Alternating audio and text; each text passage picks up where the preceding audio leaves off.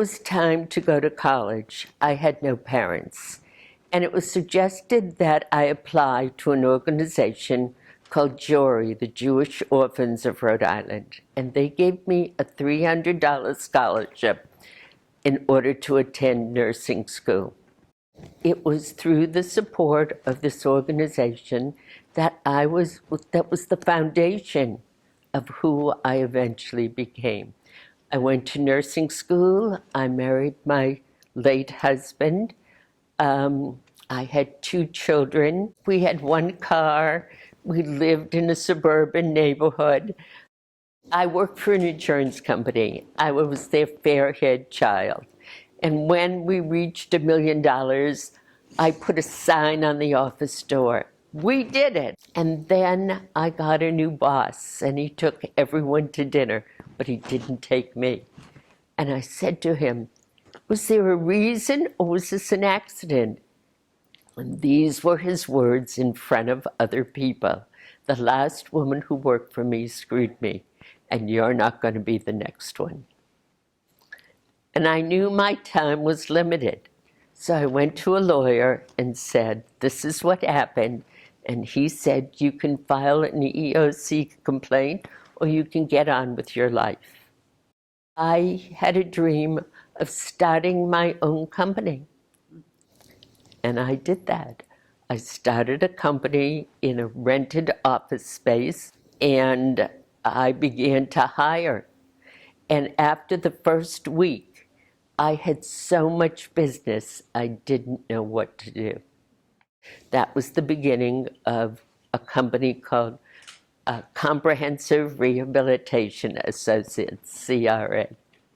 I created for myself the opportunity to do good things, to help others, whether it be in a medical setting or whether it was in a business setting.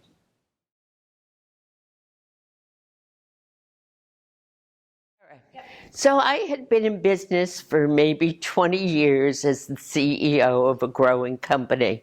And the one thing I recognized was how lonely it was at the top, how isolated I felt, that I didn't know women like myself who could be a mentor, perhaps, that I could grow and learn from.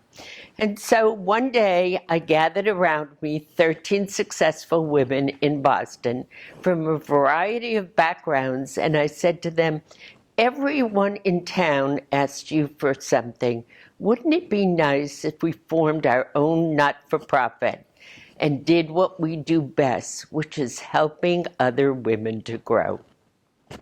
And so that was the beginning of the Commonwealth Institute.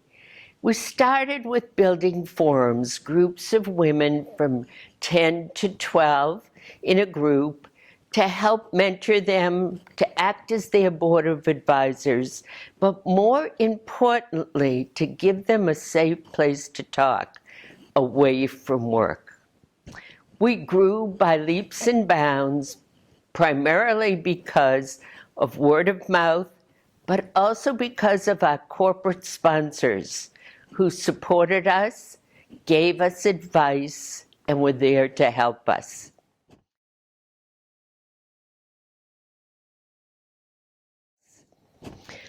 Maybe 10 years into the Commonwealth Institute, 3 of our members moved to Florida.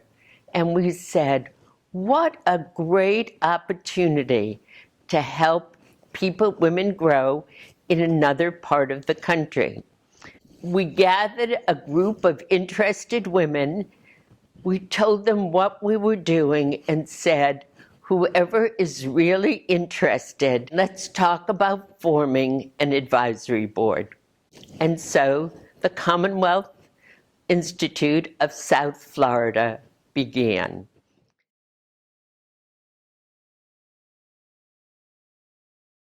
Our focus began to change because we recognized that not only women who own businesses, but women who led businesses need the type of help that we were available to give.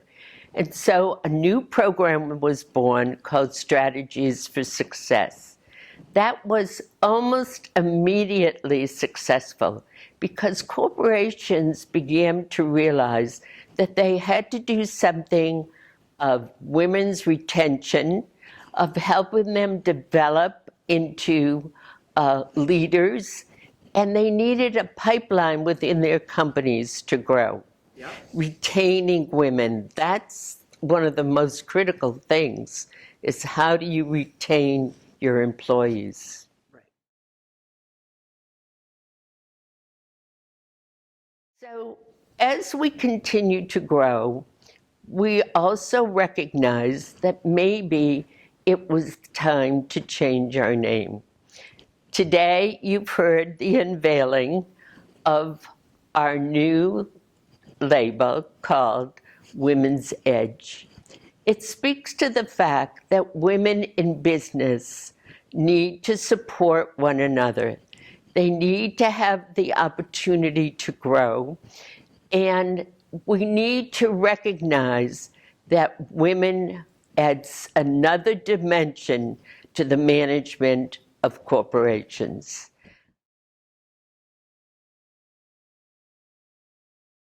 We have worked hard every single day to get where we are. Women-led businesses this year in Massachusetts generated over $76 billion of revenue. I believe that in every organization, there are women who have the ability to make a difference. We need to believe in the power we have. We need to concentrate on helping others. And we need to embrace the fact that we are women and that the way we manage is good for business.